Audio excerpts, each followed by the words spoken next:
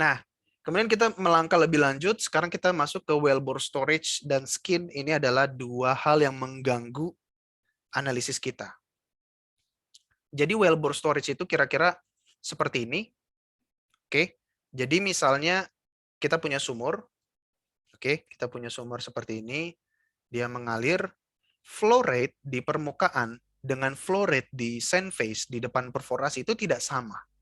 Kenapa tidak sama? Karena ada efek compressibility di sepanjang sumur.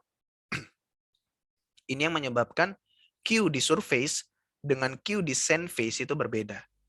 Oke, jadi misalnya direpresentasikan di sini ketika drawdown, ketika produksi. Oke, ini adalah flow rate versus delta T. Ketika kita buka sumur, ya, flow rate akan naik tiba-tiba nih. Oke, tapi di dasar sumur, di sand face, itu sebenarnya belum ada aliran awal-awal. Masih nol. Baru dia naik seperti ini. Baru akhirnya sama. Nah, di awal-awal ini yang mengalir dari sumur itu bukanlah fluida reservoir, tapi fluida yang stay di sumur. Ya, jadi kita masih mengosongkan isi sumur dulu. Itulah wellbore storage mula-mula.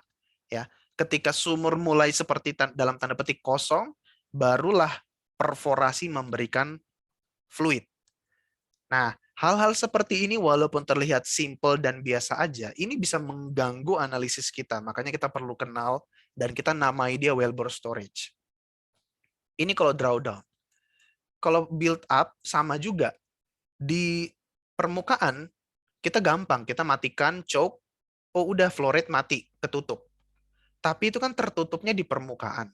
Di tubing, di casing, di depan perforasi itu masih ada aliran. Masih ada aliran titik-titik yang kuning ini, kemudian akhirnya betul-betul mati. Nah, tapi periode dari delta T, let's say 1,5 jam, ke delta T berapa nih, 3,5 jam, 2 jam itu, di dalam sumur tuh masih ngalir karena wellbore storage.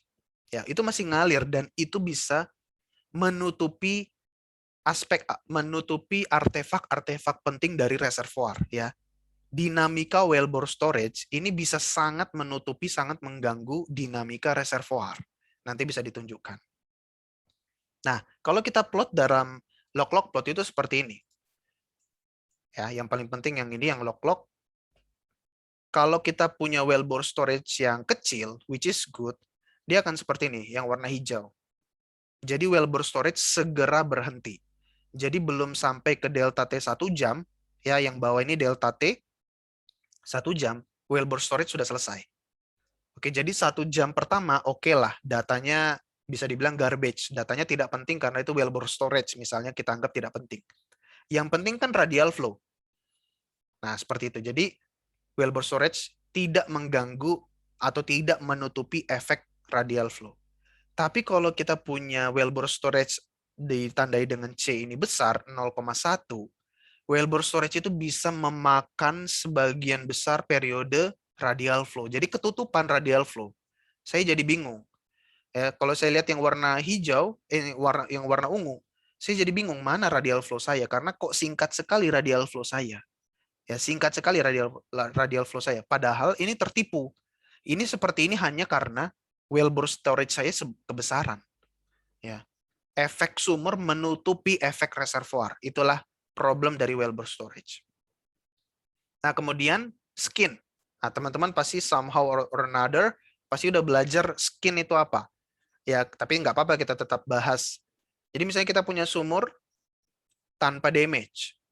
Profil pressure drop dari reservoir pressure ke flowing pressure itu kira-kira seperti ini. Oke. Nah, ketika terjadi formation damage, akan terbentuk skin yang positif.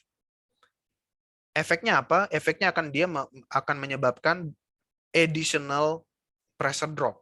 Sehingga yang awalnya harusnya stop di sini, PWF-nya masih cukup besar, tapi PWF-nya turun. Karena sudah terkikis dalam tanda petik akibat di sini. Ya, akibat adanya damage. Jadi pressure-nya terkuras dalam tanda petik, jadi ada pressure drop yang lebih besar. Nah, tapi kalau kita stimulasi misalnya dengan hydraulic fracture atau dengan acidizing, maka skin itu akan negatif. Nah, bottom hole flowing pressure akan lebih besar dari bottom hole flowing pressure normal. Seperti ini. Nah, skin juga bisa mengintervensi atau menginfluence pressure transient analysis itu dalam hal seperti ini. Kalau skinnya kecil atau skinnya negatif, itu jarak antara pressure dengan pressure diferensial itu pendek. Tapi kalau skinnya besar, let's say ini skin 10, ya jadi ada beberapa nanti gambar seperti ini, teman-teman. Kita lihat ekstrimnya saja. Skin yang kecil, hijau, dengan skin yang ungu, yang besar. Skin yang besar akan memberikan jarak antara delta P dan delta P aksen, pressure dengan diferensial itu akan besar seperti ini. Ya, seperti itu. Tapi biasanya skin tidak terlalu semengganggu wellbore storage. Yang paling mengganggu itu seringkali wellbore storage, apalagi kalau kita punya aliran yang multi-phase, ada oil, water, ada gas, itu bisa sangat mengganggu. Nah, efek skin seperti ini. Nah, kalau kita lihat dari pressure-nya ya, dengan Cartesius plot yang normal itu seperti ini. Dengan skin-nya 0, itu pressure-nya seperti ini. Minus yang warna merah, baru kemudian build up dia naik. Tapi ketika skinnya besar, excessive pressure drop, dia turun ke bawah. Tekanannya habis gitu ya. Bukan habis sih, tergerus karena pressure drop. Baru dia naik dengan build up. Ini adalah efek dari skin. Kita juga bisa ngeplot secara semi-log, itu akan terbentuk penampakan seperti ini. Oke. Nah, ini sekarang kita udah masuk hal-hal yang utama ya. Well model, ini well model yang penting.